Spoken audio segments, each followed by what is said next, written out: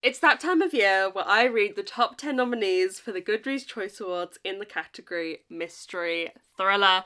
It's time. We have to do it. It's time to get into it, friends. I will say, going into this year is the year I've dreaded more than any other year ever. Not to start off on a negative note to frame the whole video, but I don't feel like it's been a particularly good year for mystery thriller. So I'm very intrigued to see how this vlog goes, how reading the top 10 goes. Do I love them? Do I hate them? What kind of mix ends up in the top 10? Obviously I have predicted what I think is going to be nominated. I'm intrigued to see what is nominated. But yeah, shall we just get into the vlog? We're going to read all the books. I'm going to try my best to at the very least. And I'm going to tell you whether I think a worthy book wins. So we'll go right up to the end, see what wins, and think, do I think that book deserves to win? Spoiler alert, if it's Frida, my answer's going to be no. But anyway, let me stop being a hater and let's dive in. Hello.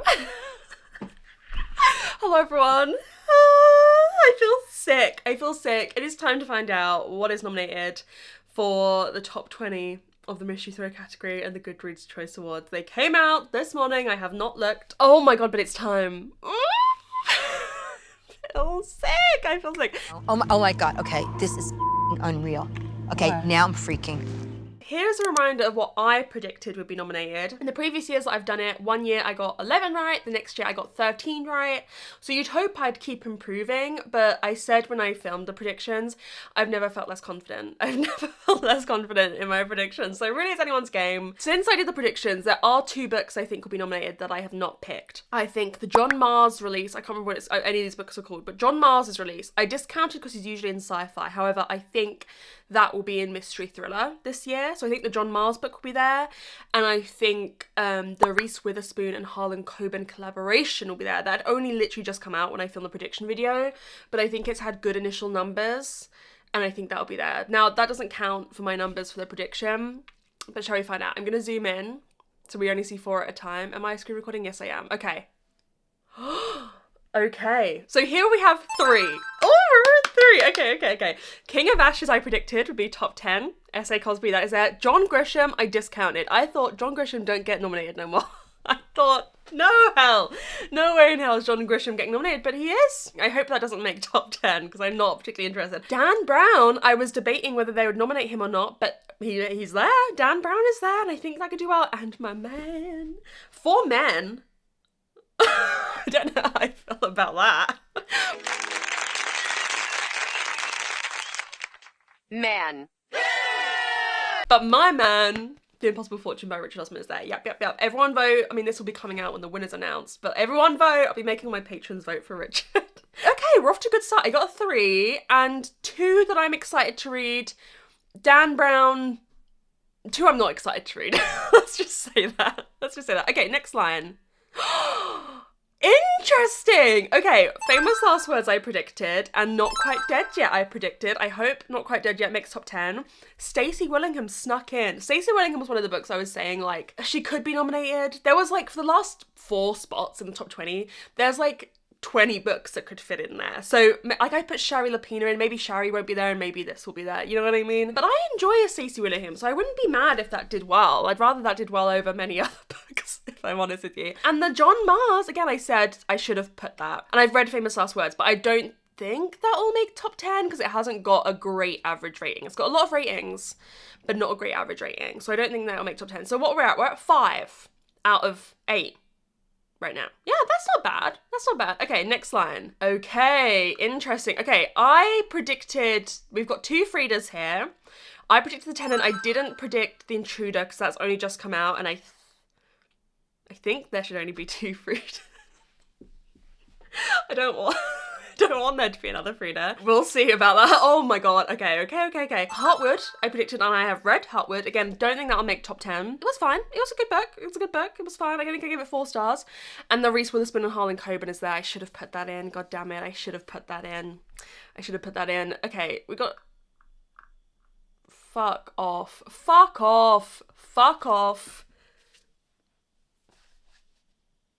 We got 3 Fridas.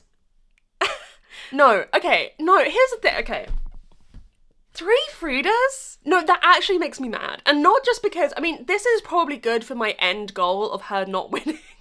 No, Frida McFarlane's biggest op. I hate her. I tell you now. Because there's no way in hell, surely her vote split 3 ways, she can win. But I'm mad because there are so many great authors out there. There are so many great authors out there who it would make their day to be nominated. It would make such a difference for them to be nominated. You know, it will put their books in front of so many more people. She doesn't need to be in so many more people. And does it really make a difference to her if she's got 2 nominations or 3? Does that make a difference? Or would you rather spark joy and bring joy to someone else's life?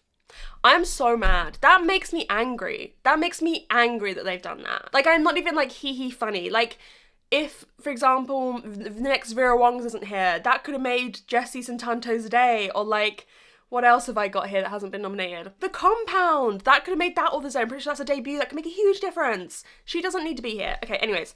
I predicted all of these 4. I actually need to work out my numbers at the end.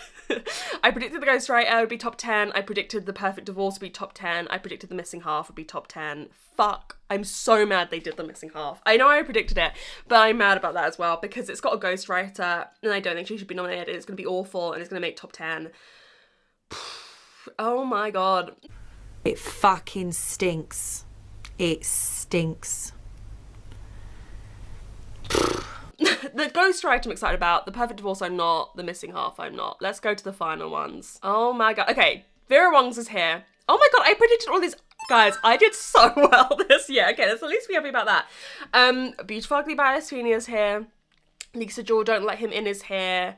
And We Are All Guilty Here by Karen Slaughter is here. I predicted all of these. I'm surprised What Kind of Paradise has not been nominated because we haven't got an obvious, like, historical mystery thriller here, which they usually have 1 or 2. But other than that, everything in my top 10 was nominated. In my bottom 10, the top 20, Shari Lapine wasn't nominated, but again, like, Stacey Willing could go in that slot, Megan Miranda could go in that slot. That's a slot that I was like, anyone could go in there. Boomtown didn't get nominated, that's not surprising. The Maid's Secret didn't get nominated, and The Compound didn't. Did I get 15? Hang on, let's count these up. I did the best I've ever done at predicting. Oh my god! Yes! Yes! Oh my god! Oh my god, okay. That's fun! I got 15. Wow, dire year though, dire year still. No, okay, here's the thing. There's actually quite a lot of books on here that I would be excited to read, but I unfortunately think I think The Perfect Divorce will make top 10. I think Ashley Flowers will make top 10. Do I think all 3? Surely not all 3 Fridas will make top 10. That would be cruel. It's not terrible. Well, this is the thing, I'm looking at the top 20. I'm like, it's not terrible. But it is. What will make top 10 is. Like, I'd happily read a Stacey Willingham, John Mars, Holly Jackson, the Reese Witherspoon, Harlan Coben I'd read, King of Ashes. There's a lot here that I would like to read. I'd like to read Vera Wong's. We only got 1 author of colour here as well? Unless I'm incorrect. Oh no, 2. Two authors of colour. That's still diabolical. 2 authors of colour in the top 20 is diabolical. My god, okay. I don't know, I'm gonna get my hands on these books and we will figure it out together. Anyways, but 3 Fridas is evil. That's evil. Think of who could have been nominated. Anyways. Oh, it's so exciting now, it's like Christmas.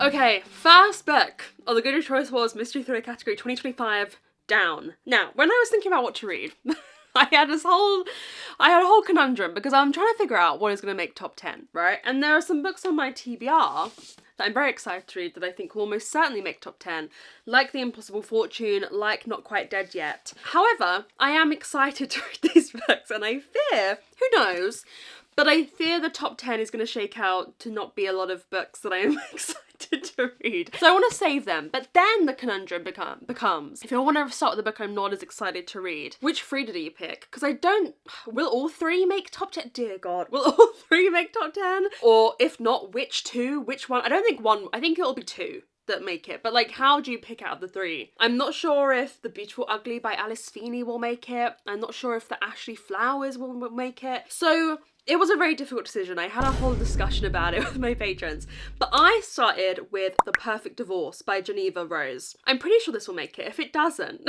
I'm gonna be mad. I'm gonna be so angry that I didn't need to read this book. But yeah, I started this one. I'm pretty confident it'll make it. The top 10 actually came out this morning, so we're gonna go see once we've reviewed this book what it is. I couldn't find a place to buy this physically in the UK. Geneva Rose's books always seem to come out like a year later in the UK physically. But I could get the audiobook and the ebook, so I read those. So my library had it, which is weird if you can't buy a physical copy, but they only have like 4 in the whole county, and I wasn't gonna get my hands on it closely in time. There was loads of reservations. So anyways, I have read The Perfect Divorce by Geneva Rose. The problem with this is the plot is so spoilery for the first book. The first book in this series is The Perfect Marriage. I have not read it, but I didn't need to, actually, at all to read this book. Yeah, the plot is very spoilery, so I won't say too much. I will say there is a woman whose past husband was accused of murder. She has now remarried, but then all this stuff goes on. Stuff with the old case in book 1 reemerges his head. There's new stuff to do with like disappearing people, perhaps deaths. It's very much a domestic thriller between her and her new husband and the stuff that's coming up from the past and the local kind of like police unit. I didn't hate this, which I think is actually more than we can ask for. I can't remember what rating I gave to Home is Where the Bodies Are by Geneva Rose last year, maybe a 3. I'm gonna give this a 3.5. You know, I was pleasantly surprised by it. And what I will say, my number one takeaway from this book is that this is actually a great, great, great starter thriller. I think for the people who read like 5 books a year, or haven't read in a long time, and this isn't me being like holier than now, like, oh, you guys should read this simple book and whatever. Like, I think this is a great starter thriller. I think for people getting into reading, this has a formula and a set of reveals and like a pathway through the story that is very accessible for people getting back into reading. And at the end of the day, isn't that a great thing? Isn't that a great thing? I think if you don't read a lot of thrillers, this is a good one to pick up. I think some mystery thrillers I recommend are not for beginners, and that's okay. Whereas I feel like this is. I was pleasantly surprised. I went into this thinking it wasn't going to be great because I hate domestic thrillers with a passion. When I see husband and wife on the synopsis, I just get panicked because basically, you know, it's gonna be a husband and wife who hate each other, and instead of just divorcing like normal people, they have to like kill each other or kill someone the other one cares about or frame each other for murder, and everyone's shit. I'm not saying that's necessarily what happens in this book, but that is almost every domestic thriller. This book does have some elements of that, I will say, but I feel like it was a good version of what it was trying to do. Have I read this book 10,000 times? Yes. Is it doing anything new? No. Do I think it should be one of the top 10 mystery thrillers of the year? Probably not, because it's not doing anything new. Is it creative and unique? I'm genuinely curious. No. But if it's a popularity contest, if it's a contest for the masses, then sure. Fine. I had a nice time. The audiobook is very good. It's full cast.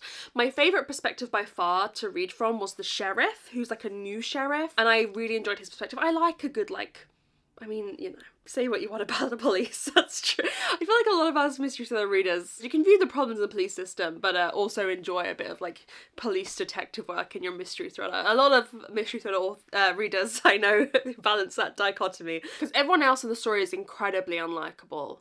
Incredibly. Particularly just men. Why do men? Why do men? This is also, like, just fucking men, eh? This is why I don't like domestic thrillers. But yeah, it was good. It was good. I don't think I have much more to say other than that. I will forget this book in a couple of years. I'll forget it even existed. But I feel like it's actually a good teaser. It warmed me up for this vlog. The top 10 has come out this morning, and I have been waiting all day until I could film this clip to see what it's going to be. So shall we go over and see what's in the top 10? Please pray for me that it's not 3 Fridas, that Alice isn't there, Alice Feeney, that Ashley Flowers isn't there. That would be nice. I've already got one of the ones I'm less excited about, so done. So let's go see how this goes. Okay, it's time to find out what's nominated. Okay, let's look, shall we? Oh, okay, there's a lot of things here. Of course, my man, firstly, Richard made it. I love you, Richard. I love my man. I love my man, Richard. I'm very happy he made it. These 3, I don't think I predicted would make top 10. So what the fuck has made top 10? This is crazy. What hasn't made it, moreover. Oh my god. Some of the ones I don't, has The Perfect Divorce not made it? I'm gonna be so mad. Okay. I am so happy Vera Wong's made it. I'm buzzing that made it because I really enjoyed the first one. It's a mystery. I own it. Great pick. Very, very happy with that. Didn't think it would make it. Didn't think Dan Brown would make it because I didn't think he had the same like pulling power, Goodreads power that he once said. He used to win. He won't win. Oh, will he win?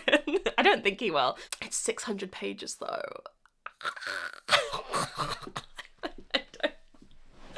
Okay, moving on from that. Lisa Joel, I feel fine about. I gave None of This Is True 4.5 stars when I had to read it for Goodreads Choice Awards. Is that the only Lisa Joel I've read? I don't know. I'm fine with that one. That one's good. If that's made it over other things, I'm happy. Okay, okay. There's a lot of things here. Okay. The Perfect Divorce made it. Ew. I was gonna be so mad. We have our first Frida. I doubt that's our only Frida. There'll probably be one on the next line. I have no feelings towards this. It's Frida.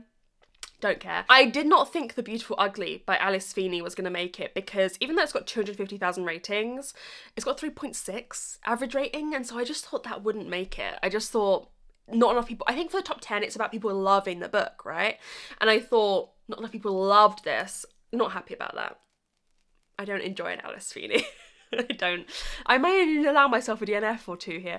Buzzing about S.A. Cosby. Really enjoyed S.A. Cosby. What was it? All the Sinners Bleed. All the Sinners Bleed. That was it. Really enjoyed that. So I'm very happy that made it. What's on the final line? What do I think should be here? Hang on. I'm going to open up my predictions and see what I think has got to fight it out for this last spot. Okay, here we go. Okay, oh my gosh. Holy shit. Okay, so What Kind of Paradise wasn't nominated, but we have got to fight it out. Another Frida, The Ghostwriter by Julie Clark, Not Quite Dead Yet, We Are All Guilty Here. So only, well, like it could even be two Fridas, because I didn't think two Fridas were going to be nominated. So out of those 5, 2 are here. Oh my god. Okay, we're going to talk about those nominations. We're going to talk about them in a second, because I have thoughts most of them. But firstly, only one Frida. This is a reason to celebrate. Her vote was split so much that only one made it. Can you imagine if it was split so much and none made it? One can dream. That's a blessing and a curse. Blessings, I only have to read one Frida, which is, I mean, that makes me so happy. But she could now win. And I don't want her to win because I'm a professional hater. I hope she doesn't watch this video, dear God. Now, We're All Guilty Here by Karen Slaughter. I'm very excited about. I don't think I've ever read a Karen Slaughter, so I'm very excited for that. And it's got great average rating. I think this is going to be a great pick. And Not Quite Dead Yet by Holly Jackson. So excited about. On my TBR, think I'm going to read this next, actually. I've got reading sprints in 25 minutes now with my patrons, and I think I'm going to start this. But wow. What else didn't make it? Oh my god, the Ashley Flowers one didn't make it. I'm so happy I don't have to read Ashley Flowers. Okay, you know what? I think that's about as good as I could hope for from a top 10. Like, the ones I really didn't want to read, Ashley Flowers, 2 Fridas. I'm surprised The Ghostwriter by Julie Clark didn't make it. But yeah, I think that's a pretty good top 10, actually. I think it's balanced itself out. I am going to go start Not Quite Dead Yet. I'm hoping to get a good ways through tonight. I doubt I'll see you tonight though. I'll probably see you first thing in the morning, maybe when I'm halfway through, because I'm very excited. Me and Holly Jackson have a storied history, which I will tell you about in the next clip. But yeah, okay, that's pretty good. I'm pretty happy with that all overall.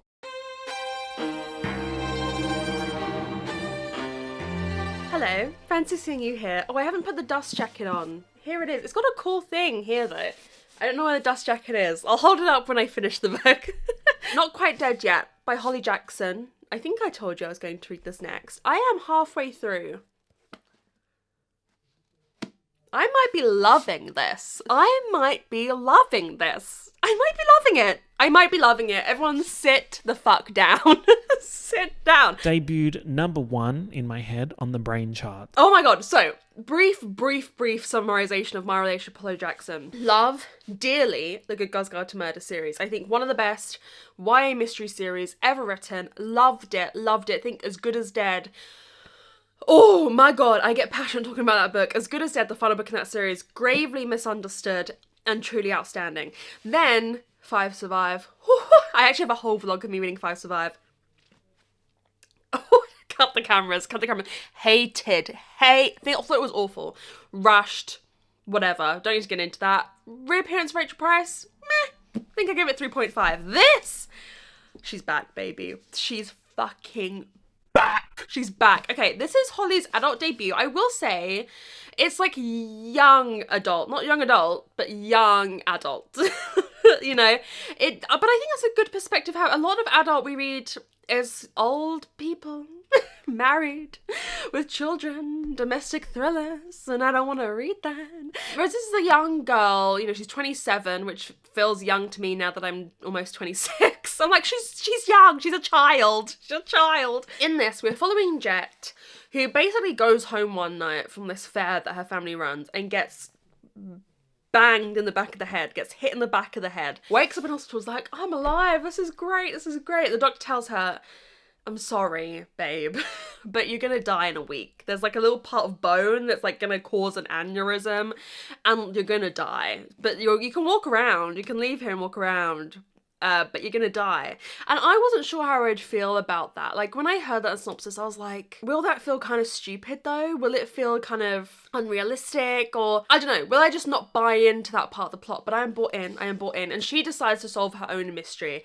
I cannot put this book down. I cannot put it down. I can't stop reading. I am really enjoying it. I'm really enjoying Jet as a character. I can understand people not enjoying her. She's quite like abrasive. She's very strong opinion. She says what she thinks, but also she has to say what she thinks because she's dying. And I think that I'm actually really enjoying that element of the book. I didn't think I would, but I'm finding it's adding like another layer to the story. It's adding a real time sensitivity, a time pressure here because she wants to find out who killed her before she dies. It's adding like a moroseness to the story, a dark humor to the story, and I'm enjoying how all of that is implemented. I can't put it down. I think I know who might have done it, but also the strings of that are starting to come up now at the halfway point, which makes me think it's not that. So maybe I'm wrong. Maybe I don't know who did it. Yeah, I'm enjoying the characters. There's like this little romance in it that I don't actually hate. The girl's gonna die, for God's sake. I mean, she doesn't know there's a romance yet, but I can see it coming. And I want it for her. I want her to like have a little romance before she dies. I almost just cried because her dog, she moves out of her family home because her mum's annoying her, but like leaves the dog there, and the dog, she comes home and the dog's so happy to see her. I'm gonna cry. The dog is just so happy to see her, and the thought of like her dying and the dog not knowing where she's gone, I'm gonna cry. And I really scratch my head and I wonder, where's God when you need him? The thought of me dying and Dina not knowing where I've gone. After what I said the other day, I'd been gone for like 3 days and she was meowing looking for me in the garden. I'm gonna cry. But yeah, I cannot wait to read it. So I'm gonna go finish it and I'll let you know probably in the morning my thoughts when I finished it. But I'm locked in. I am locked in, and I cannot wait to see where it goes. And I'm just so happy that me and Holly are getting on again. I don't want to speak too soon because who knows what's going to happen. But at the moment, me and Holly are besties again. So we'll see how it goes. The next day. I think I might cry. I'm going to record my... Oh, okay. I'm almost done. Okay.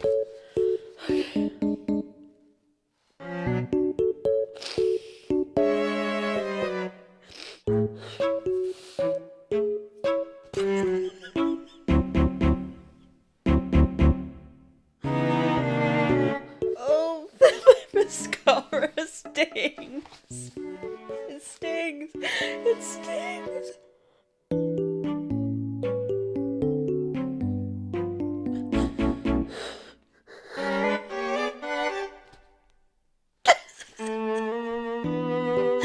Dina's coming over because I'm crying.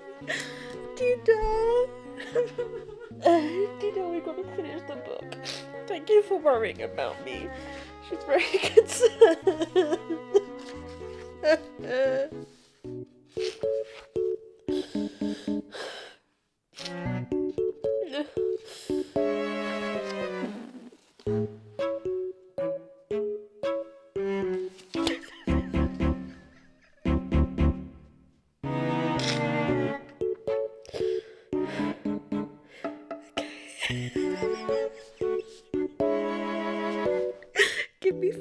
minutes.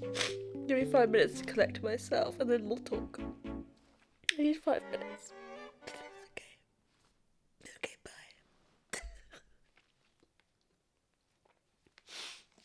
bye. Holly, babe. Holly, babe. You're fucking back. You are fucking back. Excuse my profanity. I'm aware I look some kind of way. I'm giving this 5 stars. I am giving it 5 stars. You are back, Holly. I know we haven't always seen eye to eye, and I hope you can forgive this. But listen, I wouldn't lie to you. I'm not gonna tell you it's great when it's not. This is 5 stars. You are back. You are back. You are back. I'm free. I've got out. I'm escaped. They're not putting me back. I'm out now. I'm out for good. Guys, I loved it. Evidently.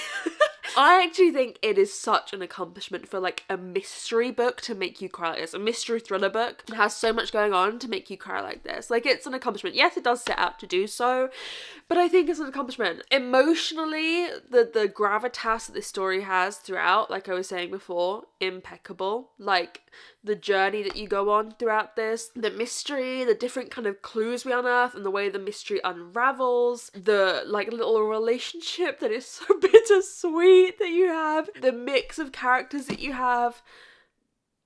Oh, she's taken it. Oh, I don't know what to say to you. It's great.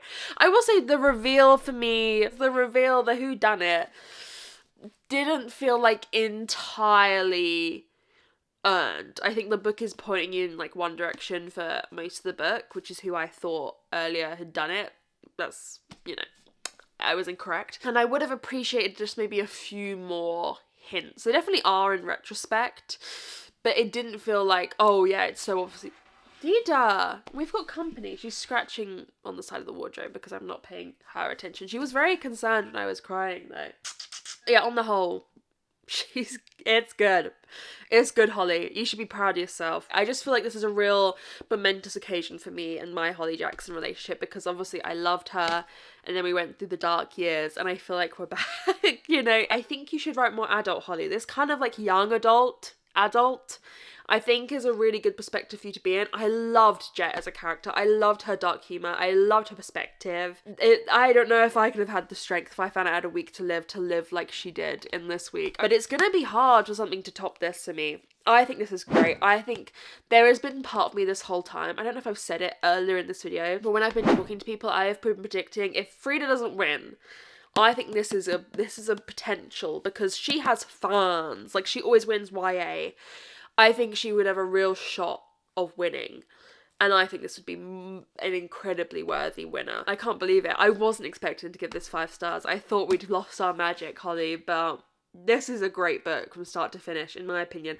I can understand it not being for everyone, and I've heard the audiobook is awful, so don't listen to the audiobook. Speaking of audiobooks, I want an audiobook now, and so I'm gonna pick up Vera Wong's, because I want something quick, I want something familiar, like I can just sink into tonight and hopefully read a good chunk of. So I'll probably just check in with you when I finish that, because it is the second in a series, but I'm gonna start the audiobook for that next. Very exciting stuff. Dido's, she wants me to go play with her, which I'm not gonna do. I need to go have a bath.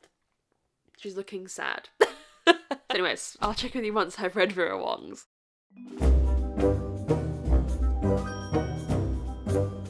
Hello. I literally seconds ago finished Vera Wong's Guide to Snooping on a Dead Man, and I rushed to tell you about it. And this was delightful. I'm going to give this 4 stars, just like I did the last Vera Wong's. I very much enjoyed my time with it. The audiobook is incredible. If you're looking to read it, I would really recommend the audiobook. Basically, you don't need to know a lot about the plot of this. All you need to know is that it's Vera Wong solving a murder mystery again, and like her getting herself involved in stuff that she shouldn't get herself involved in. So again, we have like this whole cast of characters that are kind of like the suspects, but also she brings into her circle and kind of looks after. Yeah, I just adored it. I had so much fun. Vera Wong is such an incredible character. She is so funny. Try not to say mother challenge.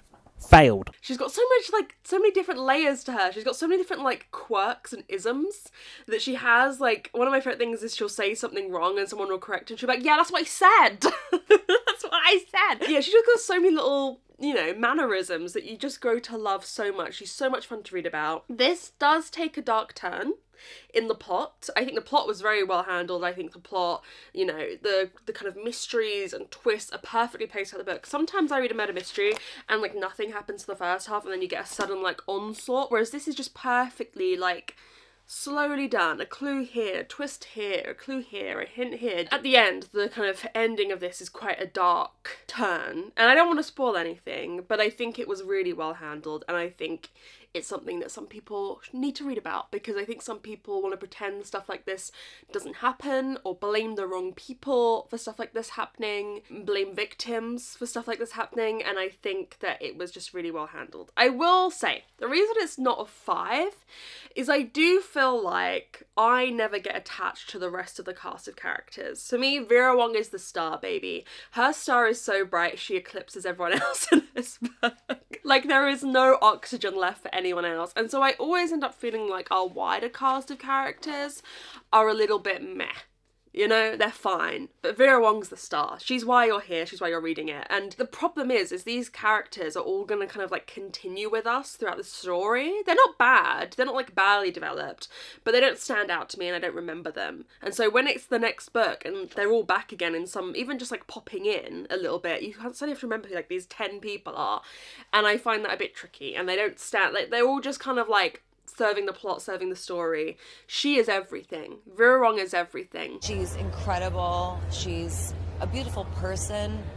Her talent and brilliance is beyond. She's a feminist icon, okay? She is everything you want. And so, yeah, I think that's what's missing for me from these books as a whole. But I think these are great, great, great mainstream murder mysteries. I'm so glad it made the top 10. I feel like it definitely deserved to over a lot of other books we're gonna have to read or escaped reading. I feel like this is a series I could recommend to anyone. I feel like anyone could have a great time with this. Anyone could pick this up and have a good time.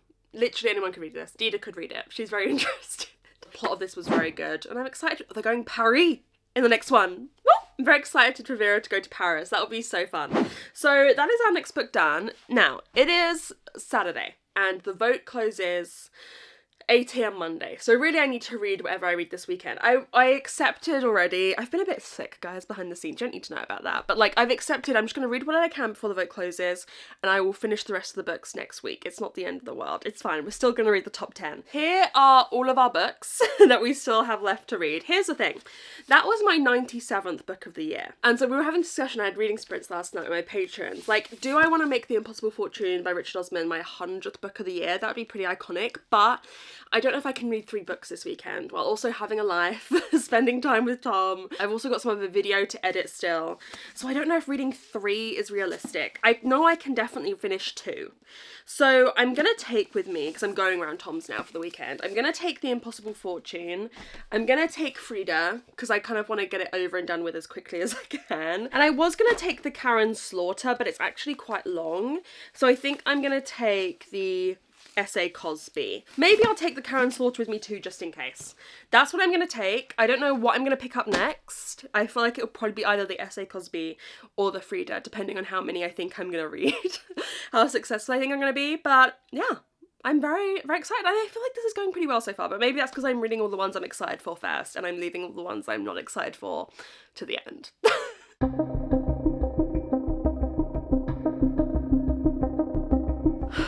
Okay, here we are. Good evening, everyone. This is tough. This is rough. Tough and rough for Frida. Where to begin? For those of you who don't know my history with Frida, I am not an enjoyer of Frida McFadden books. This is my fourth Frida. And I've given her a 2-star, a 1.5 and a 1 before. I don't know what to rate this. It's awful. It's awful. I'm sorry, I'm about to be a Frida hater, crucify me.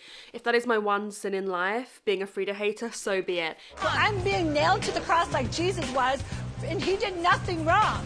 He's Jesus Christ, and he did nothing wrong. He was nailed to the cross. That's how I feel. I don't know what to give this, because usually a 1 is reserved for, like, offensive. The Teacher, I gave 1 because it was offensive. This wasn't offensive, so I guess let's do 1.5.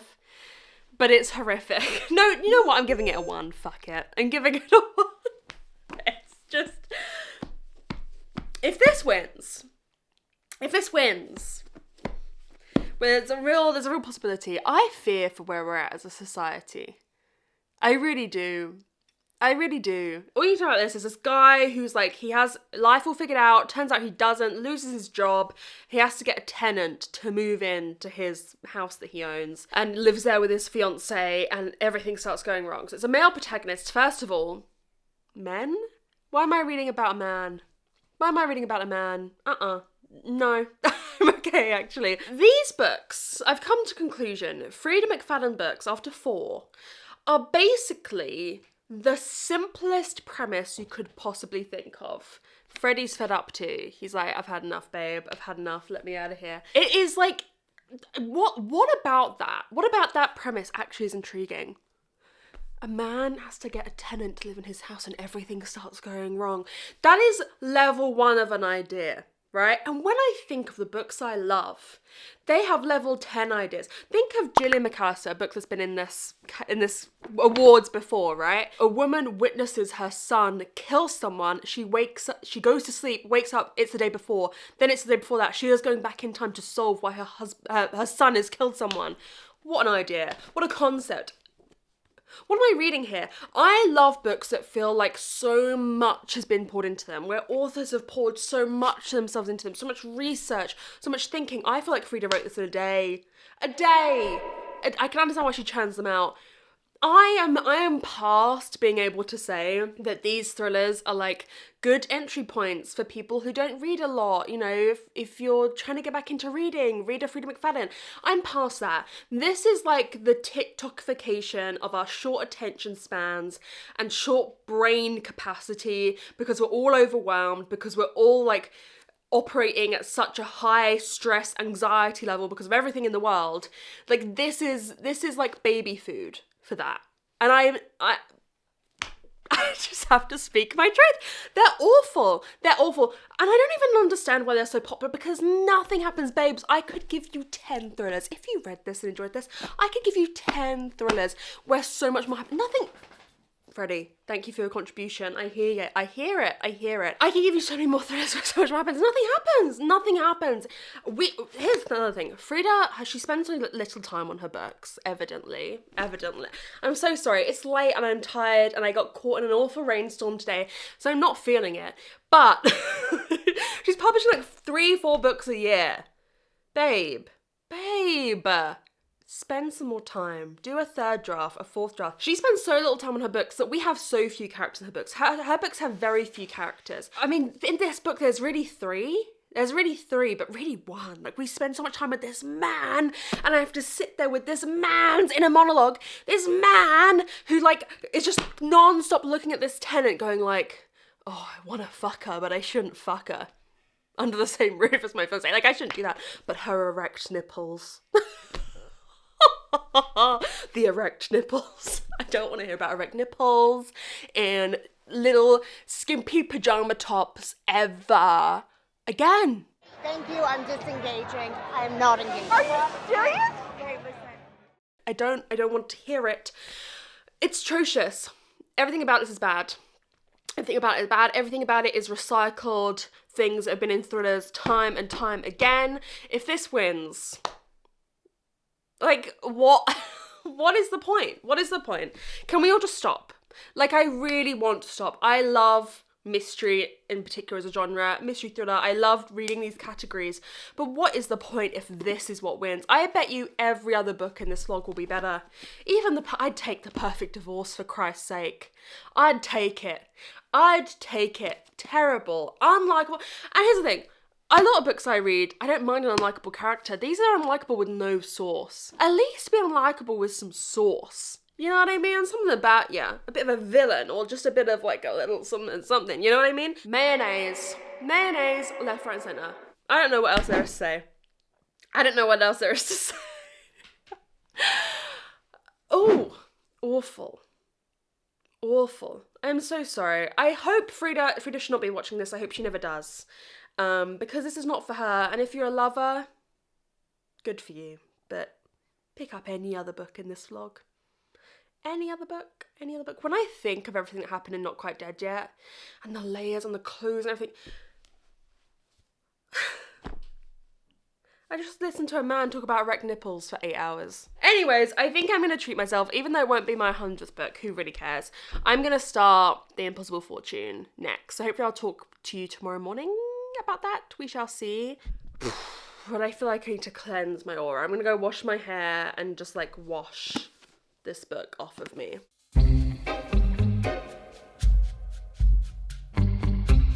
Hello friends. I've been out for another windy walk today, so apologies whatever. I have no idea what I look like right now. I don't even want to be talking to you because I just want to be reading my book. Okay. We need to talk about it. Okay. So I am about halfway through The Impossible Fortune by Richard Osman, my man. This is a twist in the Thursday Murder Club series. I mean, you all know the spiel now. You all know what this series is about. A group of old friends who live in this retirement village solving murder mysteries. And we're at number 5 now, so we're quite a ways in. A lot of stuff has happened. Got a lot of history in this group. We've got so many characters, so it's like such a wide group of characters. We start off with Joyce's daughter getting married. There's a wedding, but there's quickly a mystery. And there's quite a big time jump. I think about a year maybe between the 4th and the 5th. Certain characters have been going through it, and we're coming to them as they've kind of had some time to like withdraw from society, heal a bit, and are ready to get back into the fold. And this one has quite a lot to do, the mystery has quite a lot to do with like Bitcoin and cryptocurrency, which I will say doesn't feel cringe. There is a world in which like a book trying to be like, oh my god, it's all about crypto, like could be really cringe, but it doesn't feel cringe. And we're just back with a gang and I'm having the best time and I just want to sit and read my book. I love it so much. I love it so much. Everything I've ever said about a Thursday Murder Club book is still standing. The way that Richard Osman just like highlights the little things in life or the little emotions that we all have in such a perfect way. Like compare it again to The Tenant. That is mundane. That is like so much of that book is just like life happening, life existing, but like it has nothing to say. It has nothing to say. It's not a real reflection of what life is like. This has so much to say about friendship, about loss, about grieving, about growing old, about loneliness, about caring for others. It has so much to say and it's also beautiful and it's just a world I love to exist in. And yeah, I will say the cast of characters is large now, but again, I'm just comparing it to other books in this log. Obviously I really enjoyed Vera Wong's, but like I said in that one, Vera Wong is the character. She is the character. And everyone else kind of pales in comparison. Every character in this has some of that special sauce. You know when like a restaurant has like the sauce, you know, Raising Cane's sauce, Slim Chicken, Slim sauce, you know, the special sauce. They have the special sauce. What an analogy. It's getting weird. They have it. Everyone in this book has it. Even if you only meet them for a scene, they are such like a distinct character. Richard Osman does that so well. Everyone has such a distinct personality, either like playing into or subverting expectations we have of a certain kind of character. Oh, I love it.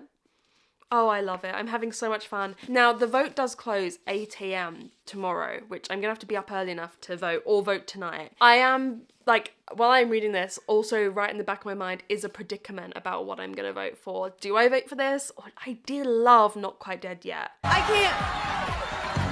I can't make this decision, please. I can't make this decision. I did love it. I don't know what I'm gonna end up voting for, but I am just having a whale of a time reading this book. I'm just gonna read it this evening, have a lovely time, have the best time. I love it. I love it. I love Richard Osman. That is one thing. More Bogdan, please. Bogdan's only been in like 3 scenes.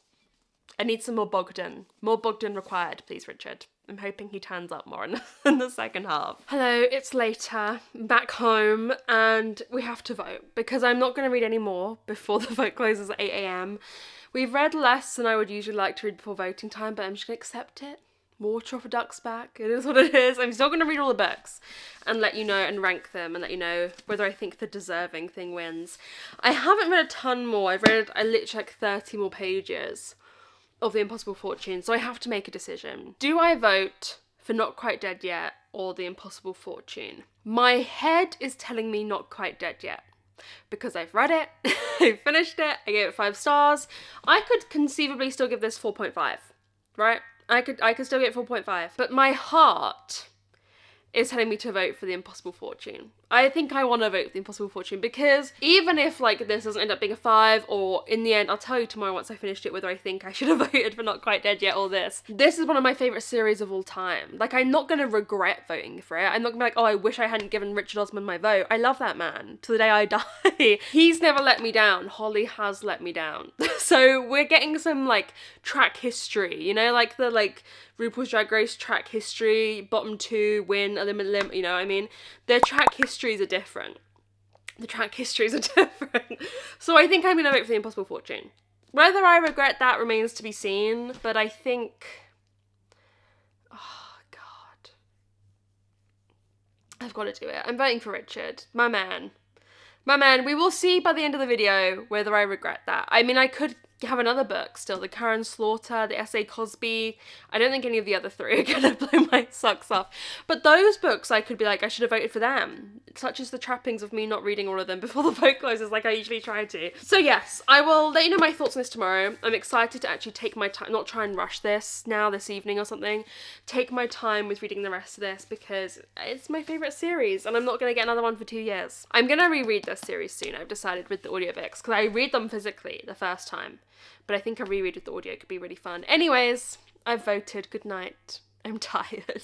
Hello friends, I'm back home. I have finished The Impossible Fortune by Richard Osman and I'm giving it 5 stars. We're gonna talk about the degree of 5-star in a second because I have some things to say about that. But I just adored it. I just adored it. There's a plane, my window's open. Dida wants to get out. A lot of things. I'm overstimulated. I'm hot. And I've had some crazy news, guys. I'm going to be honest with you. There's been some crazy news I found out like 20 minutes ago. We'll talk about that in a second. I really loved this. The gang is back together. Kendrick is a superstar. Ron's grandson. I love Kendrick. I think I remember someone saying in my Discord like months ago, was it Michelle? It was someone, that Kendrick should have like a middle grade detective book. And I would eat that up. I love Kendrick. I love how the story resolved itself. I had so much fun with it. However, I do have to say, I think I prefer Not Quite Dead Yet. What? I think that's going to go above it in my ranking, which is crazy. I don't actually know a year that Richard Osman has not basically been top of my ranking for this video. I still love this. I just think number 4 of the Thursday Midnight Club is one of the greatest books ever written. Like, that is a truly beyond outstanding book. So this just has tough shoes to fill and it doesn't have the same emotional depth and severity that the fourth book has, the last one, because the characters don't need that right now. Like, I don't want them to go through what they went through in number 4. I don't want them to have to experience that, but it does mean that this just feels a bit lighter, not quite as deep. There is still all the kind of emotional insights that you would expect from Richard Osman, and just like his line, he just have a line that just it's like he's distilled the whole universe into one line, into a feeling that we all feel, a human emotion. Like, no one does it like Richard. And I think also I'm just spoiled, right? Like, I'm saying I didn't love this as much as number 4, and I think maybe I do love this more than Not Quite Dead Yet, but like I expect so much that this doesn't quite reach what number 4 reached, and so I have a little bit of that like feeling, you know? But it was still great. That one, there's an element of like I underestimated it and it performed. This one, there's a little bit of like it hasn't quite reached the ceiling that the series had reached before. They're probably actually on like a very even keel, and maybe by the time I do my best books of the year video I'll have swapped them around, if I'm honest with you. Like, they're that close. But yeah, I don't think anyone on this earth writes how Richard Osman writes to me. I don't think anyone can compare to the way he views the world, the way he views humanity, the way it gives me so much, like, even when he's talking about shit things about humanity, like, his whole worldview gives me such reassurance and such joy and belief and hope in the world at a time in which, honestly, the rest of the world is giving me no reason to have hope in it. Everything is shit. I just loved it. I just loved it. It was 5 stars. I love this series. I am very excited. I want to start a reread maybe next year of the audiobooks, because I read them physically on my first read. That's the way I like to do it, but I do want to maybe listen to the audiobooks for all of them. The crazy news I got, it's about my move, okay? And I don't want to say anything. I'm touching on wood because I don't want to jinx anything. I should have kept my mouth closed. But it might be happening sooner than I was thinking. Holy shit. I'm a little bit in shock. I'm gonna have to process the news, and like, I'm not good with change. I have to rewire. This is actually good news. The news we've got, very good news, but I need to rewire my like perception of what's happening and like what to expect. I'm just gonna have a reading day today. I need to get a lot of reading done. I need to get some of these books read. So I'm gonna start with King of Ashes. Actually, I've technically started this. I've probably only read I've maybe read 15 pages of the audiobook. I'm not gonna lie, I found the first 15 pages a bit boring, but it's only 15 pages. That does make me a bit nervous, but I have loved S.A. Cosby in the past, so I'll probably just check with you when I finish this, because otherwise I'm aware this vlog is going to be very long. I need to just start checking in when I finish these books. So yeah, I'll check in with you when I finish. I'm going to try and read this pretty quickly today.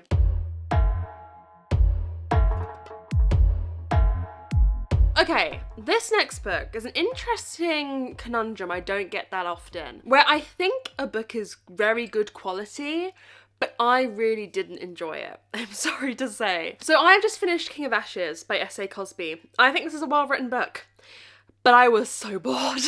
I was so bored, guys. In fact, I actively disliked my reading experience of this book. We're gonna get into it.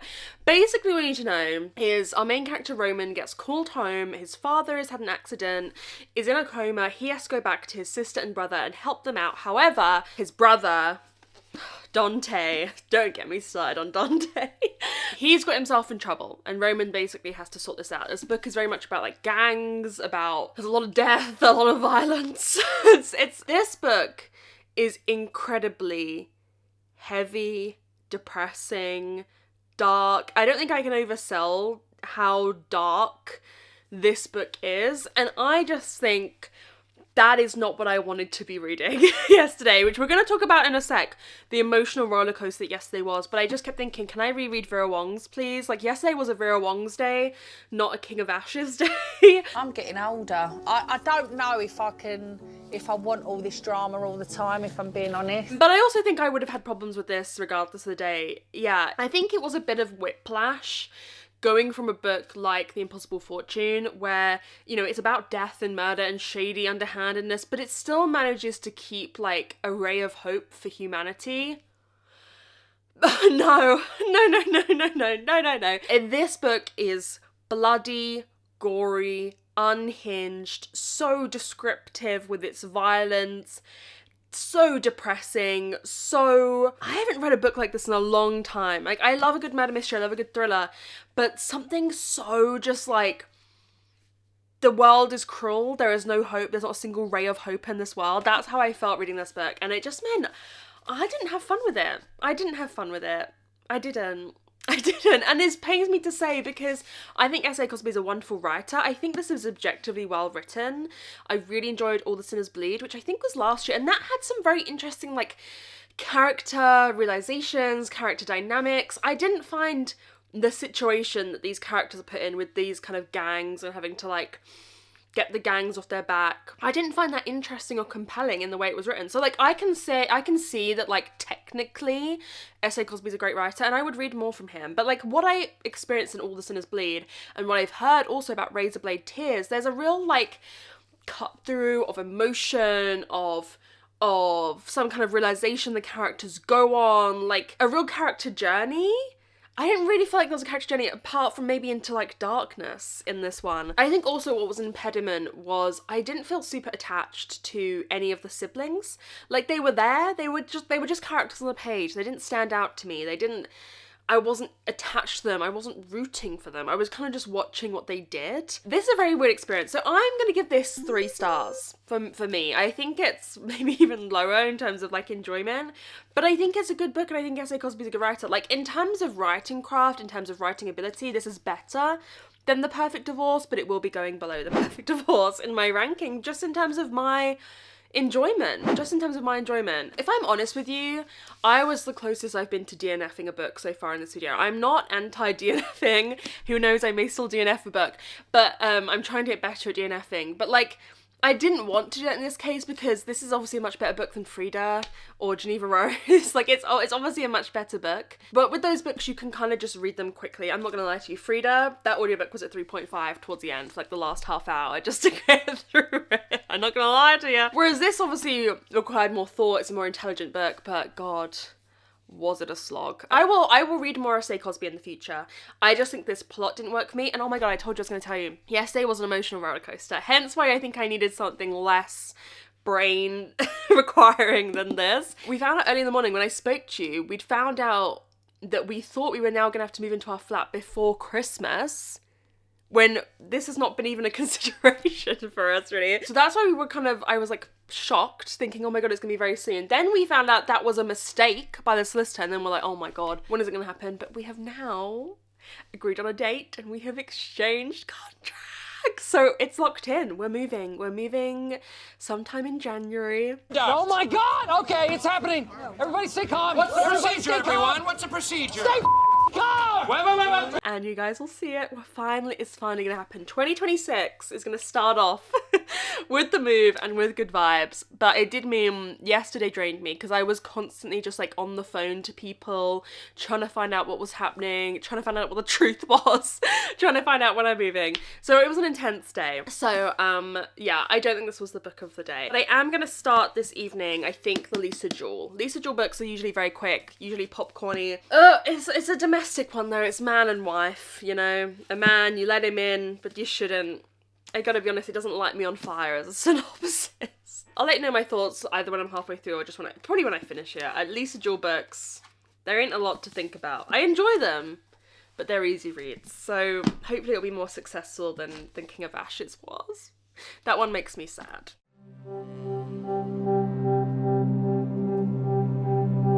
Okay guys, we have our first DNF of the vlog, yeah. Yup. I'm DNFing Don't Let Him In by Lisa Jewell. I know this is crazy. If I was expecting to DNF anything in this video, it was not this. Now here's the sitch. If you don't know me, if you don't watch my videos usually, I don't DNF. I hate DNFing. People keep telling me to try to DNF. It might be one of my reading goals next year. Like, try and DNF more. Don't waste time on books you're not enjoying. So maybe I'm beginning a bit of that feeling. I'm trying to do it, guys. I'm trying to do it. You will tell me to DNF all the time, and I hate it. I don't like DNFing. I don't like not knowing what I would think of it, but I actually can fully say what I would think of this book. This book is basically just a story of a shit man, and I don't want to read about that. We're reading from like multiple different, okay, I'm gonna say spoilers. I got like 120 pages in. I'm gonna say what I think this book is. I think you're meant to know. If you're not meant to know though, this is so boring. Basically following the situation of a lot of different men who are like basically cheating on their wives. It's all the same man. I think that's the twist, or is it the twist? Are you supposed to have sussed that out from like literally page 30? Because I did. I think surely you're meant to know, but if you're not, because they've all got different names, etc, etc, but it's all the same man, and he obviously likes to like cheat on a woman, then get with that woman, then cheat on her, then get with that woman. And in some of these perspectives, guys, I'm having to read his perspective. Let women live their life and men stay out of it! Actually, I think in 2 out of the 3 of kind of the main situations we're in, it's his perspective, and let me tell you. No, why? Why would I want to read hundreds and hundreds and hundreds of pages of just a man and his awful inner dialogue about like my wife's, that's vulgar, I can't say that, but just saying horrible things about their wife and like how much they love this new girl and like her youthful suppleness. Or how he like follows girls home to make them uncomfortable just to like excite him, and then that meant he could have sex with his wife when he got home. Oh, why would I want to read that? There's nothing driving the story forward. It's just men doing shitty things to women. Men doing shitty things to women, or one man, I guess, is probably what it's going to be if I had to take a stab in the dark. Why would I want to read that over and over and over again? So I'm just going to cut my losses. I think this would probably end up being like a 2-star, because here's the thing, it is readable. I didn't struggle to read those 100 pages, but I'm just going to read this whole book and give it 2 stars. I've read 100 pages of men doing shitty things for women. I don't need to read another like 300, 400 pages of it. I don't need to. It's gonna give the same outcome. It's disappointing because I've enjoyed Lisa Jewell in the past, but this just feels like we know everything from the beginning and you're waiting for characters to figure it out, and I don't enjoy that. Like, we know everything. We know what this man is up to. We know his history. We know what he's doing right now. And we're just waiting for the characters to figure it out, and I think that's boring. I'm sure there'd be some twists, right? But But here's the thing, because I hate DNFing, I now feel in this vlog, now I can't DNF anything else. And I worry about DNFing this because I could read this, right? I could read it, I could finish it, it would piss me off, it would get 2 stars probably, I'd never remember it, and it would be a waste of like 4 hours of my time, but I could finish it. But I have DNF'd to Dan Brown in the past, and I have DNF'd an Alice Feeney in the past, and I'm worried about how I'm going to feel about those books, and I will feel like I can't DNF. I'm worried I'm now going to like force myself to slog through those books so I'm not enjoying them, but we'll see, we'll take it as it comes. I also, like, some of you will be like, why didn't you DNF Frida? And the thing with Frida is, I know while reading that book, I'm about to dunk on this book terribly. Like, I'm about to tear the shit out of this book, and I do feel ethically like I have to finish the whole book in order to do that. I wouldn't feel ethical, moral, about like tearing that book to shreds without having finished it. This, I don't think I wouldn't dunk on it, it's just boring.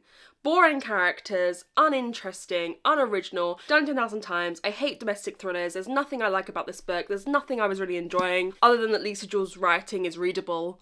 That's quite a low bar. If anyone wants to DM me some spoilers about this, feel free to, but I'm sure... do you know what? I'm on page 386, and I'm having to read the same awful text that this man is sending to his wife. Oh, it never ends. Okay, I'm done. You know what? I'm done. I'm now going to pick up The Secret of Secrets by Dan Brown. It's a chonker. I'm a little bit nervous about what I'm going to think of it. I'm going to do a mix of audiobook and physical. However, the only thing that I think... I have DNF'd one in this series in the past. I think Inferno. But I think that was just a tough time and I just wanted to get the video up, if I'm honest with you. And I was like, I can't be asked to read a 600-page book. I may feel the same. I may feel the same now. The only thing I think could save this is it's set in Prague, where I have recently been, and I've also recently been playing a Nancy Drew game set in Prague, and I've just been enjoying, like, being reminded of the settings. So I feel like that could be fun. I'll let you know my thoughts probably around halfway through, because it's so long, we are going to have to chat halfway through. Or if I DNF it. See, I also, part of me is like, now I've DNF one book, I can't DNF anymore and I won't allow myself to. And then part of me is afraid the floodgates have opened. And I know the viewers, 50% of you will be like, yes, she's DNFing. We've prayed for times like these. This is so amazing. Finally, it only took us like 6 years of making BookTube. And the other half will be like, that you haven't fulfilled the video. Like, you haven't done what you said you were going to do in the video. And I'm scared. Please know anything you could say to me, I've already thought myself. Anyways, yeah, I'll let you know my thoughts on a little bit of the ways I'm knocking things over. My floor's a mess. Hopefully you can't see anything. When I'm a little bit of the ways through Secret of Secrets. Wish me luck.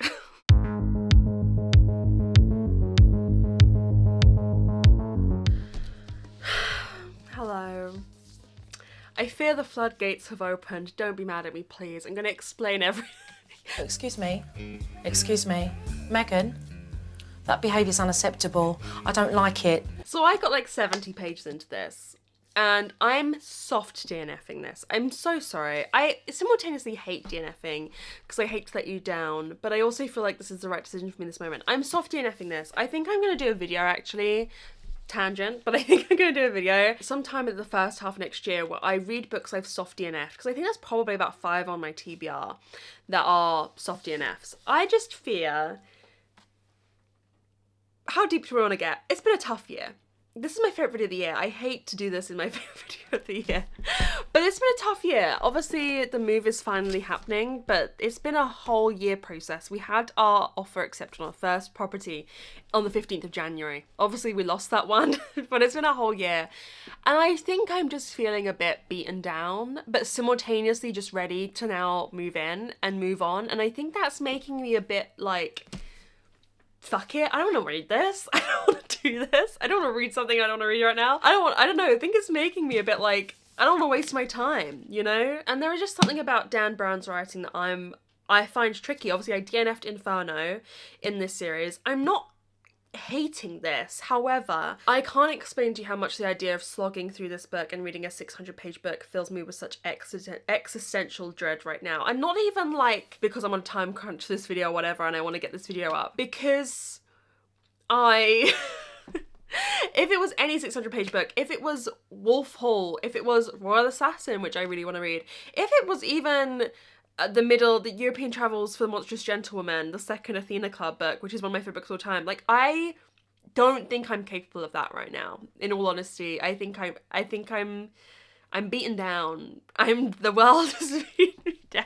And I just don't think I can do it. I don't think I've got the fortitude. And I've been putting this off to the end of the video, this book, because I felt it in my bones. That I can't do it right now. I just can't. I'm so sorry. And that's what I've got to say to you. I wasn't hating this, but I wasn't loving it. You know? It was fine, but I just don't think I can hack it. I know that's not exciting or fun. I am going to say, even though I'm DNFing these books and they should be at the bottom of the ranking, I'm putting them above The Tenant because The Tenant is so bad and so egregious. And the Lisa Joy I'm DNFing. This I'm going to soft DNF and we'll pick up some point in the first half of next year because I wasn't hating it. There is something though I hate. I started with the audiobook for this and I think I did the audiobook for Inferno. Hate the audio. Can't read Dan Brown's writing for audio. Visceral reaction. Like visceral anti this book reaction. So yeah, I feel like some people might be mad at me. And that's just something I'm gonna have to accept. Please don't. I'm being vulnerable. I can't do it. I can't read a 600-page book right now. Any 600-page book you put in front of me right now, I couldn't do it. Even if it was one of my favourite books of all time. I'm gonna start on reading experiments right now. I'm gonna start the Karen Slaughter one, because that's probably what I'm most excited about. I promise you I'm not gonna DNF any of the other books. Even the Alice Feeney, I'm gonna push through and see through to the end. But I'm gonna read the Karen Slaughter one. Now, I'm going to pick that one up, so I'll let you know my thoughts maybe when I'm halfway through that one, but hopefully it'll be more successful than what we've been dealing with so far.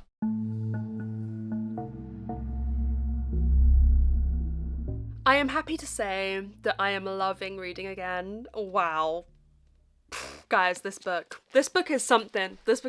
So, I am about 200 pages. I dog-eared it, I know, what a sin. Holy shit. This book, I think it's outstanding already. I think I'm probably going to give this 5 stars as well, which is a pretty good, I don't know if we've ever got this many.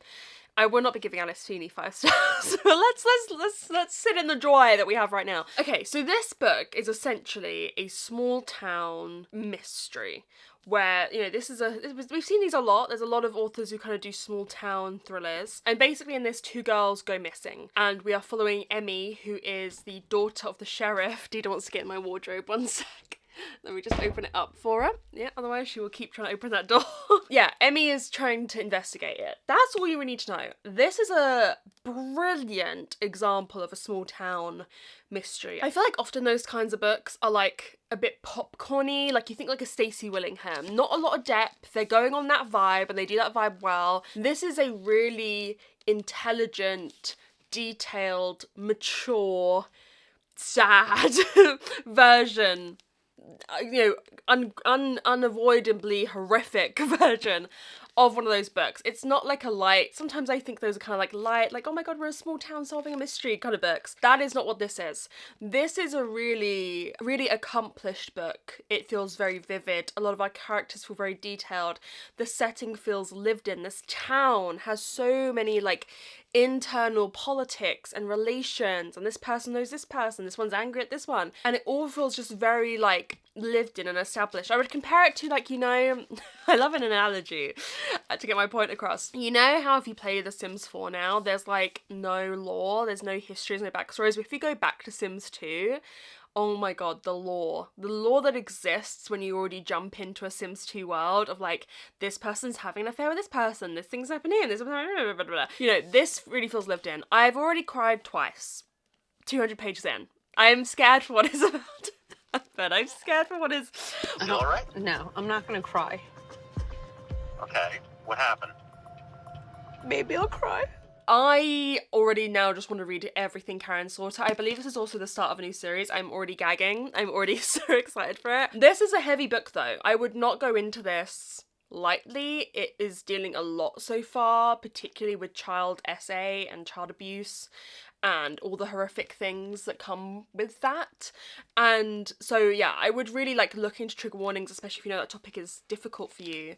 But it is just accomplished. It is, I love Emmy as a character, I love her father as a character, the sheriff, and their relationship and their like working dynamic I think is very interesting. And I will say that there's been a change to the story that I wasn't expecting. I'm not going to say what it is, because I was literally shooketh. I wasn't expecting it to go in the direction it has gone in. But around the 150 page mark, the type of story that this story is telling, or like the perspective, or like I don't know how to say this without spoiling anything. But there's a shift, right, that I wasn't expecting. And so it's a different book now than what I went into it. Now I feel like rather than those first 150 pages being the story, they were actually like laying the groundwork for all of the crazy stuff that's going to happen in this second half. I feel like I'm not even giving this 5 stars yet. But I feel like this could kind of be the one from this vlog out of the 3 5 stars that I'm going to end up having, because Alice Feeney will not be one, that I can probably recommend to the most people. Like, obviously Thursday Murder Club, The Impossible Fortune is number 5 in a series, so I can't recommend, you're not going to start there. So I can only recommend that to you if you've read the first 4. And Not Quite Dead Yet, although I love it, is not going to be for everyone. It's going to be polarizing. There's people who are going to watch this video and be like, how the fuck did you give that 5 stars? And like are saying it's one of the best books on this vlog. There'll be people who don't get it. If you get it, you get it. If you don't, you don't. If you know, you know. And if you don't know, like, I honestly feel bad for you. Like, I was thinking actually today, I was going to say this when I, you know, at the end of the video, I think Not Quite Dead Yet is meant to be read quickly. Like, I don't think you want to spend more than 3 days reading that book, or like a lot of time. It's not made to be pondered over. You're meant to tear through that shit, but that's fine.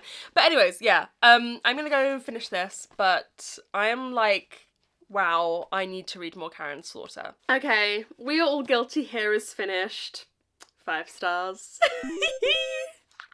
I don't know if we've ever gotten 3 5 stars in a Goodreads Choice Awards vlog. I'll have to go back and check the archives, but part of me thinks that's never happened before. So this is actually, I dreaded this year, and although I have DNF some and hated some, 3 5 stars, 3 like real standout books. Considering I went months without any 5 stars at points in this year, to get 3 in this video is pretty outstanding. Speaking of the 3, let's just get this out of the way. I don't know where to put it on the leaderboard. I don't, like, these books are all so different. I almost don't feel like I can compare. So the thing is, I've committed to putting The Impossible Fortune under Not Quite Dead Yet, but there's a world in which I would say I would put this above Not Quite Dead Yet, but not above The Impossible Fortune. Like, what? That doesn't make no sense. None of this makes any sense. Really, the top 3 are the top 3, okay? I'm gonna put them in order. I'm gonna put this the 3rd, I think, because there was a moment before the ending where I was thinking, oh, it's gonna be 4.5, and then the ending sealed it for me. The ending made me cry and sob again, and there was like a little last moment twist, and it got me. So I am giving it a 5. So I think I'm gonna put it 3rd, but really, these are all outstanding books. I do want to reiterate, because it gets even more horrible in the second half of this. The main topic of this is really child essay and child abuse. Only read this if you think you can handle that. It's graphic, it's horrible, deeply, deeply horrible. And so yeah, only pick this up if you can handle it. But actually, I was thinking, I've just been editing me talking about King of Ashes and about how, like, part of the reason I didn't enjoy that was because it was so dark and so depressing. There was I didn't feel like in any of those character relationships there was rays of light, you know? There are rays of light in this. It's a deeply depressing story, but there is still hope. There's still hope of saving people, of recovery, of community coming together. There's still those elements of hope. And so I don't feel the same like I did about King of Ashes. But yeah, wow, Karen Slaughter, my first Karen Slaughter. I fear I need to read a lot of them now. Karen Slaughter, you're going to be like an auto-by-author for me. This is the start of a series, which I'm very excited about, particularly because I think we're going to be following Emmy and Jude going forward. One's an FBI officer, one's the sheriff. They are related. They're sisters, long-lost sisters, and I think their relationship is very interesting, and they're both very interesting characters. You know, there was a super compelling, like, subplot about Emmy near the end of this book, like, really having to care for her family alongside doing a really stressful job, and I thought the kind of insight into the end of life and the wide-reaching impacts that can have on an entire family, even if someone isn't dead but is you know, severely ill or just aging, and the stuff that comes with that, I thought was really, really interesting. I thought it was incredibly well written. It's incredibly harrowing, but I think these are important stories to be told. I also just want to give a shout out to this edition. Look at that. How cute is that? I love this edition. Yeah, I feel like I need to go back and read every Karen Slaughter now. Now, I know a lot of them are horrible and dark and depressing, but this was just so well written. Like I said, the number one way I can sum this up is like a really intelligent version of that small town mystery. There was so many twists and turns. I was reading some reviews actually. I can't remember exactly what it said, but it was like some people in this book hide their evilness and some wear it as an armor, and I thought that was very interesting. Like the different kind of villains and shit people that we have in this book and the different ways in which they present themselves in society is also very interesting. It was 5 stars. It was 5 stars, guys. You need to read this book. I was sobbing at like 1:30 in the morning finishing this book, staying up to finish it, and it had me deeply sobbing. It's incredible. Everything about this is incredible. I'm gonna read this book today. I'm gonna read this whole book today. It's Alice Feeney, who I've never enjoyed a book from. I think I've given her like a 1 or 2 star and then a DNF. It's, I think, it's fucking Husbands and Wives again. And also Janice Hallett blurbs it. Janice Hallett blurbs every bloody book. She blurbed that one. Every book. I feel like, I wonder how many out of this top 10 Janice Hallett has blurbed. I think it's probably a lot of them. But it's husband and wife. It's husband and wife. I don't really know the plot of it. We'll figure it out as we get into it. I'm not looking forward to it. But we're just going to read it. We're just going to read it. I'll let you know my thoughts when I'm done. I'm not going to DNF it. I'm going to try not to. I'm going to try and finish an Alice Feeney. Ugh. Wish me luck.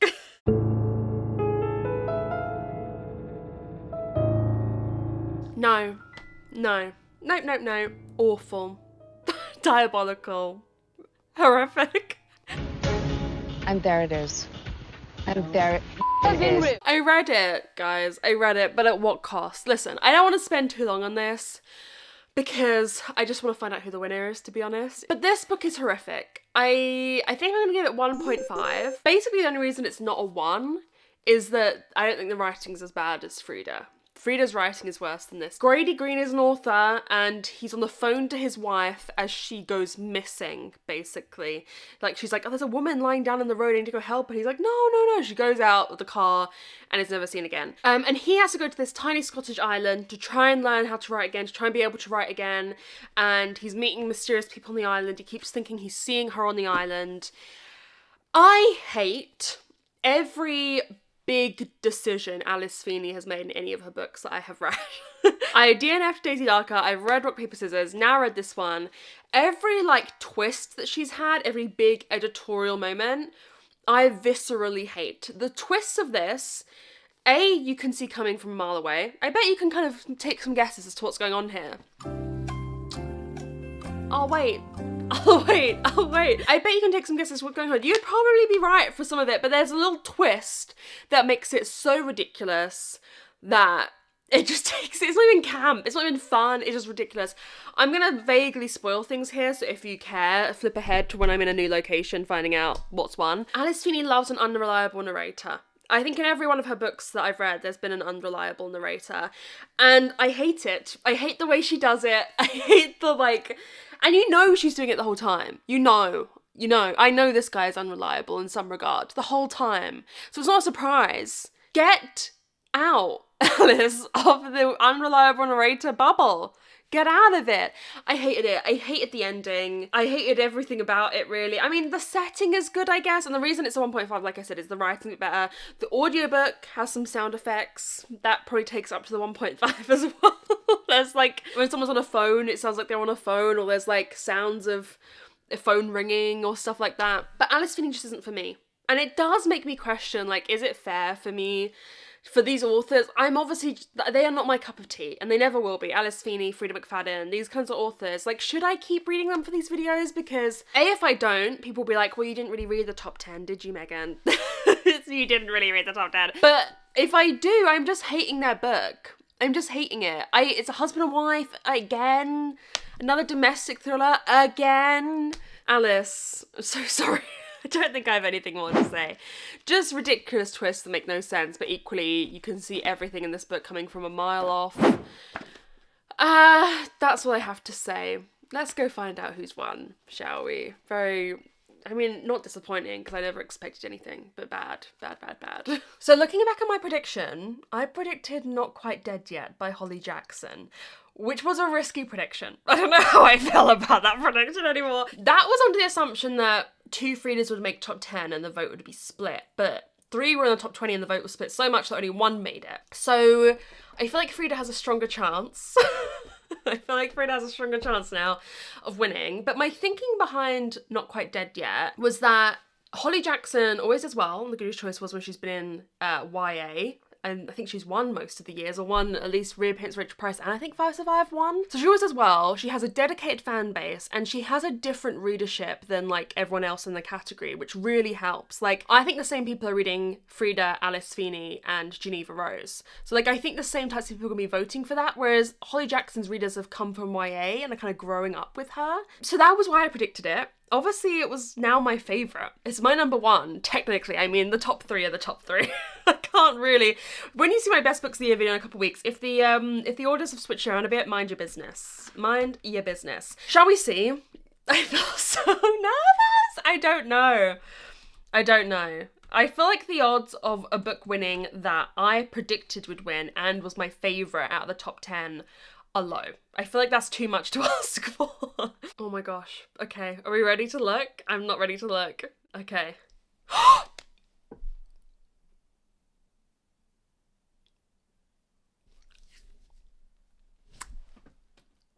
I need to take a moment.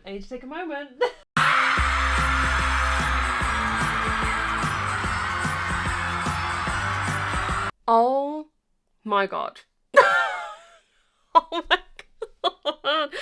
Oh my god. Oh my god. Oh my god. I can't believe my eyes. Not Quite Dead Yet by Holly Jackson won. Frida in at second. Wow, these are close, you know, particularly like the top 3. Look at that, my 2 babies surrounding Frida. My 2 favourites uniting to defeat the evil. How crazy is it that my top 2 and bottom 2 are the top 4? Well, there's something for everyone, let's just say that. I can't believe my eyes. I can't believe it. My favourite, I think this is like the first year my favourite book has won. Like, my highest rated book from the vlog has won. Wowee! That's such an amazing end to this. Oh, I'm so happy. I can't believe I predicted it right as well. I'm a genius. I'm actually a genius when you think about it. I thought this was gonna be my worst year. I got 15 out of 20 right and I got the winner correct. Oh my gosh. Anyways, friends, I'm gonna go edit this video now. Wowee. Not quite dead yet. I actually can't believe it. I can't get over this. I can't get over this. I can't believe the Tenant and Beautiful Ugly are in top 4 though. That's just really, really tragic. But my man Richard at number 3, we love to see it. And listen, I feel like it's not out of the question for him to win one day, you know? He's only got to make up like 10,000 votes. Anyways, thank you so much for watching this super long vlog. I loved making it as always. It's like my favourite video to make every single year. So thank you for joining me. I know it's like over an hour long. So apologies for taking up your time. I'm going to say goodbye, but thank you so much for watching and I'll see you very soon in another one.